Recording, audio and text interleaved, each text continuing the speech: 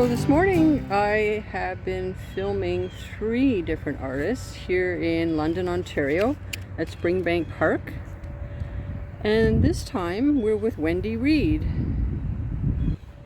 Thanks so much for participating in this. Oh, my pleasure. Always nice to get on the road and get somewhere different and experience artist life in another part of the province. Yeah, well, glad you came. This is a beautiful spot here in London. It truly is. So usually I start off asking the artist to talk a little bit about their origin story. Okay. The story is kind of interesting. My father was an artist, and his father, which is my grandfather, he did the first Kellogg's cornflake box because London, it was based in London. So he was a graphic artist, and that was how he lived his life, by doing sketches for the Canadian, like Dominion Illustrated News, I believe it was called. They have one in England as well. And of course, he was a starving artist. But each of the 3 sons, my father was, he was involved in newspapers with designing ads and page setup in the old days. And my other uncle, he was an architectural drawer who would present the clients what the finished product was going to look like. He wasn't the architect himself. He was an architectural draftsman, I think it's called. And my other uncle, he worked in a printing press in Toronto, and used to do all sorts of sort of printed, like all the Christmas cards would be hand printed. So I sort of fell into it from that side of the family, and I always drew in school, and then I didn't get into it until I came to London, and I was bored. My kids were in school, so I went to a few of the local, like, community learn to paint programs, and of course they're always watercolor, which is the hardest thing to learn. But and then I switched from that to oils, and then to acrylics, and then to collage, and all sorts of things. And I also spent some time when I lived in Burlington. I went to Dundas Valley School of the Arts, and I took some sculpture programs there. It was a fantastic little school. And so I just evolved, and I joined a plein air group, and I love painting outside the best because I'm not really that representative. And then I can just sort of slap the paint on however I feel, depending on the color of the sky. So that's my sort of story, how I got to standing at this point. That's great. So you were lucky, you had a lot of great family influences. Yeah, and then my other side of the family, although it has nothing to do with me, and everyone here is really sick of hearing the story. His great grandfather lived and painted with Van Gogh, and Van Gogh did 2 portraits of him. His name is Alex Reid. You can Google it. And anyway, so there's always the Reid connection, and but my friends they're sick of that story now because Van Gogh's kind of hot. So I don't really say much anymore about that to new people. But I make an exception for you because you asked about art. So nothing art on my mother's side, I'm afraid. But unless you call sewing and knitting. And unfortunately, yeah, it's very creative. When I did figure skating, she used to cast on 1,000 whatever you call it, stitches on circular needles and make all these skating outfits. So I guess that was pretty creative. I never learned to do that. So just a little interesting question. Is there something that compels you to create art? Is it a compulsion? Is it a need? I'm not driven as much as some because I have sort of, during COVID time, I haven't been as motivated because I couldn't get outside. But once I can get outside, that's what I really look forward to. And sometimes I do sketching, but some of my clubs had some interesting challenges throughout the winter of COVID, and some of them were, which if someone tells me what to do, I'll rise to the occasion. But just sitting around, it's just easier to pick up a book because I don't feel inspired. But Sarah had, with her collage group, we did some great little tiny things, based on a theme or a color or an artist. And so that kept me going through the winter.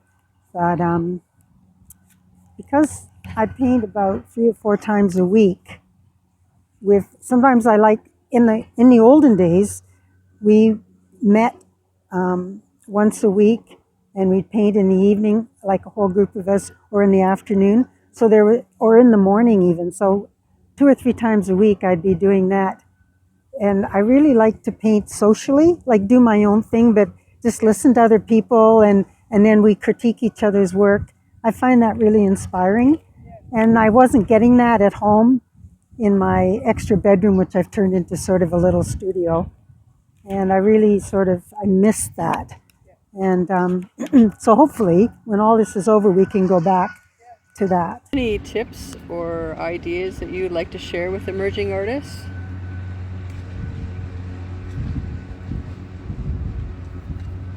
The best thing that ever happened to me when I was struggling as a beginner artist with watercolors, because a lot of people, that's the first thing they pick up, and the paper is important, the brush, so much is important. But I used to go to a Tuesday night class with an artist called Fred Harrison, and he laid the ground, he opened our eyes to everything. He eventually moved to New Brunswick, and he's done murals all over Canada, and he's a really good artist. Anyway, I was struggling, and he picked up the paper and he took it away. He gave me an old canvas, threw some oils down, and he said, "Just go for it." So I was trying to do a picture of 3 trees or something, so I picked up the oil, and I really love the group of 7, so I figured, why don't I pretend I'm Tom Thompson? So anyway, I just slapped the paint on. I didn't know anything about wet and dry and wet, and I finished it, and he happened to be also doing, he was responsible for putting shows up in Rainbow theaters across Canada, and he took a whole bunch of us artists, he took 2 or 3 paintings, and he took that one, and that sold.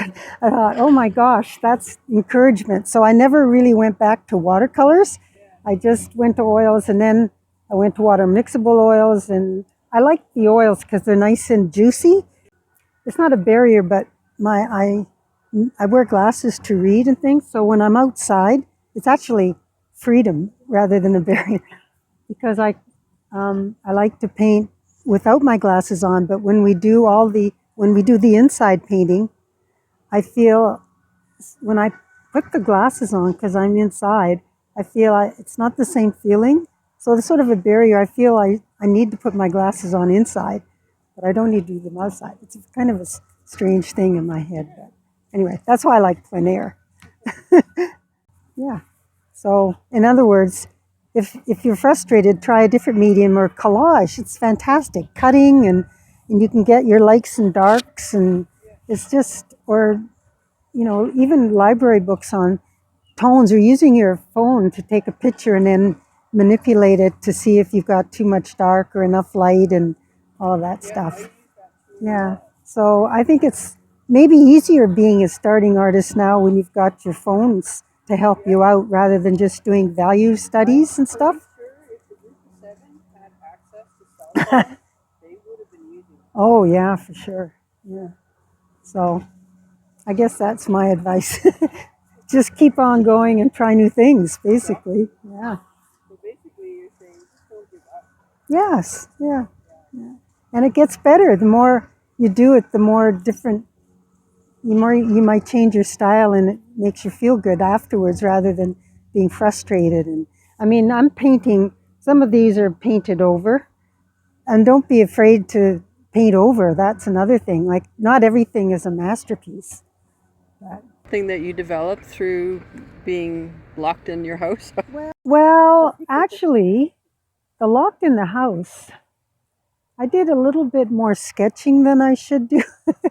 I know sketching's really good, but I have to force myself. But a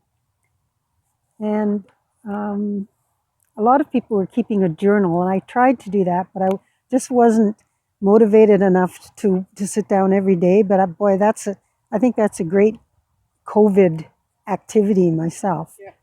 And so I don't.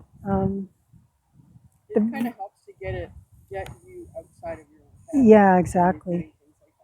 And the one downside of COVID, because of course we couldn't meet, I'm not really big on the Zoom thing with the art. It's nice for meeting family and stuff, but so I really, it was difficult. It was difficult not to talk to other artists other than maybe sending messages or Facebook and all that.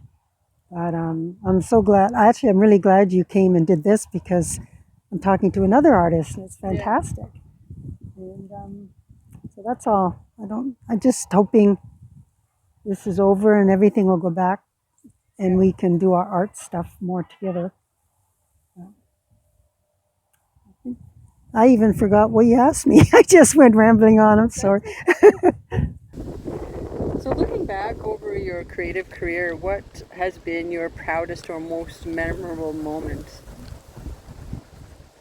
I guess when I first started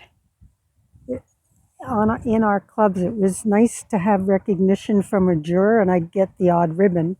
And then I got into Paint Ontario a few times, which is difficult to get into.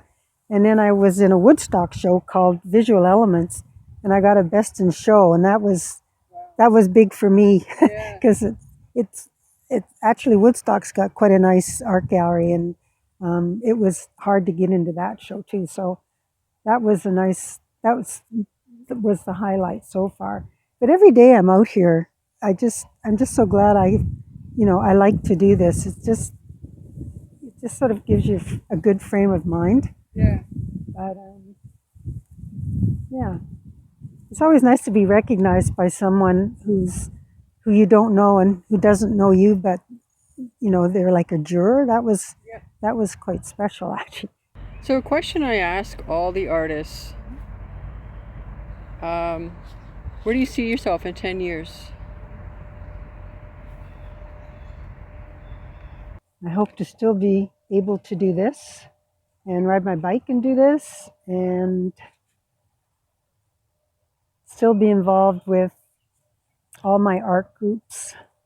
It'd be great if it everything just continued on as it does. I'm going to try and enter more competitions, not so much competitions, but just art shows. And I hope within 10 years I get to see a lot more museums and art galleries that I haven't been able to get to this year, but like overseas perhaps, or just to see other artists, contemporary artists especially. But yeah, I guess my simple answer would be just continuing on enjoying art like I do and being with other artists. We sort of understand each other more so than my non-artist friends. Sometimes they just don't get it, but that's okay. They have their own perks. I always like to think that we have a different filter that we see through, and the way we experience things is a little different. And I would say the majority of us are a lot more sensitive than the average person. Yeah. I mean, just simplistically, I see something completely different than my husband. Yeah, and you're right, sensitivity, because you notice things that other people don't notice. Yeah, it's good thought. Yeah, I find we're a lot more empathetic, especially towards nature and things that have to do with nature. Oh gosh, yeah. We paint nature or not, we just all seem to have that. We like nature so much we don't even own a lawnmower. Well, Wendy, I just want to say thank you so much for coming out and being part of this project. This is wonderful to meet 3 artists here in London. Coming, and I really enjoyed meeting you, and I've never had a process like this, and it's fantastic. I really enjoyed it. And next time I come to London, I'll have to bring my paints and join you all. Yeah, that would be great. Yeah, thanks so much. You're welcome.